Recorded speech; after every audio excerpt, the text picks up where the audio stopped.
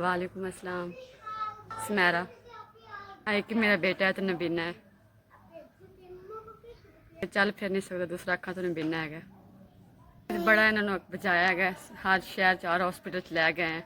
साईं मेरा फिर ही लादा तो हूँ तो इन्नी हिम्मत भी नहीं आई किसी और हॉस्पिटल लैके जाते रहिए। इन्होंने 200-300-400 लिया, उन्होंने भावें रोटी टुकर पूरा करिए, भावें इन्होंने दवाई लईए।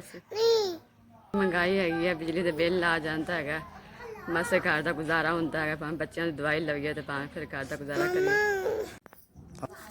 1 2 3 4 5 5000 तावन किया, शुक्रिया मेहरबानी।